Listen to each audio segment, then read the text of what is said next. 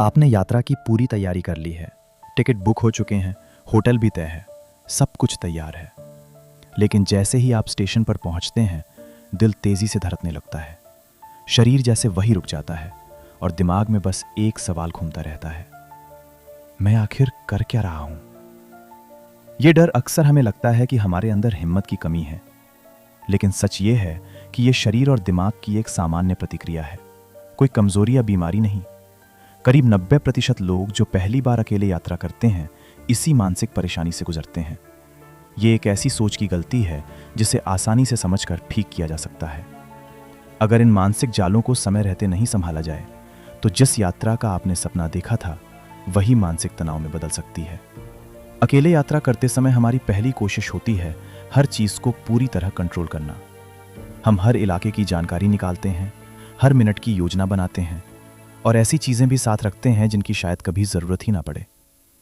लेकिन यहां एक उल्टा असर होता है। जितना ज्यादा आप हर छोटी चीज की तैयारी करते हैं, आपका दिमाग उतना ही ज्यादा खतरा महसूस करने लगता है। फिर जैसे ही कोई छोटी समस्या आती है, जैसे ट्रेन लेट होना या प्लान बदल जाना, दिमाग तुरंत घबरा जाता है। इसलिए एक आसान नियम अपनाइए। अपनी यात्रा का लगभग 30% हिस्सा बिना किसी तय योजना के छोड़ दीजिए। इससे आपका दिमाग अनिश्चित चीजों को समस्या नहीं, बल्कि यात्रा का हिस्सा मानना सीखता है। यात्रा शुरू होने से पहले ही सोशल मीडिया पर आपको खूबसूरत तस्वीरें दिखने लगती हैं। खाली समुद्र तट, शानदार पहाड़ और परफेक्ट सनसेट। इन सबको देखकर हमारे मन में एक सपनों जैसी तस्वीर बन जाती है।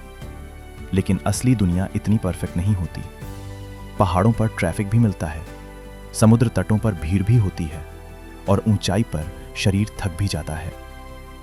जब हमारी उम्मीदें बहुत ऊंची होती हैं और असलियत अलग निकलती है, तब निराशा शुरू होती है। इसलिए केवल सुंदर तस्वीरों पर भरोसा मत कीजिए। यात्रा से पहले रेडिट जैसे प्लेटफॉर्म या असली लोगों के अनुभव पढ़िए। इससे आपको जगह की सच्ची तस्वीर समझ आएगी और उम्मीदें वास्तविक रहेंगी। एक और बड़ी गलतफहमी यह है कि अकेले यात्रा करते ही इंसान तुरंत खुश और आजाद महसूस करने लगता है। असल में शुरुआत के 1 से 2 दिन अक्सर काफी अजीब और अकेलेपन भरे होते हैं।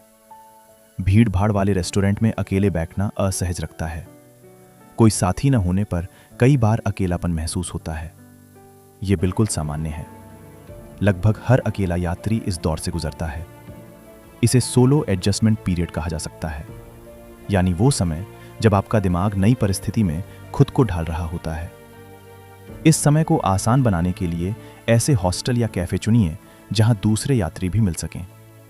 थोड़ी बहुत बातचीत आपको धीरे धीरे सहज महसूस कराएगी। कई लोग एक ही यात्रा में बहुत सारी जगहें देखने की कोशिश करते हैं। 5 दिन की ट्रिप में 15 शहर घुसा देते हैं। इतनी भागदौड़ में दिमाग को किसी अनुभव को महसूस करने का समय ही नहीं मिलता। आप सब कुछ देखकर लौटते हैं, लेकिन याद बहुत कम रहता है। कम जगहें देखिए, लेकिन उन्हें गहराई से महसूस कीजिए। कभी कभी एक ही शहर में ज्यादा समय बिताना कई जगह भागने से ज्यादा यादगार होता है।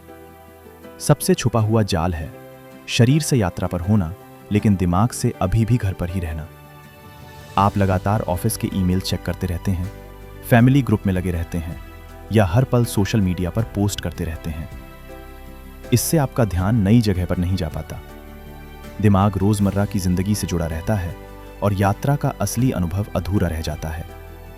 अगर आप सच में मानसिक शांति, नई सोच और खुद को समझना चाहते हैं, तो रोज कम से कम 4 घंटे का डिजिटल ब्रेक लीजिए। फोन और इंटरनेट से दूर रहकर सिर्फ अपने आसपास की दुनिया को महसूस कीजिए। जरूरत से ज्यादा योजना बनाना, अवास्तविक उम्मीदें, अकेलेपन का डर, हर चीज जल्दी देखने की चाह और फोन से लगातार जुड़े रहना, यही वो छिपे हुए जाल हैं जो एक अच्छी यात्रा को खराब कर सकते हैं। इन मानसिक आदतों को समझ लेना ही एक सफल अकेली यात्रा की असली शुरुआत है। अब अपने बारे में सोचिए, इन 5 में से कौन सी गलती आप सबसे ज्यादा करते हैं?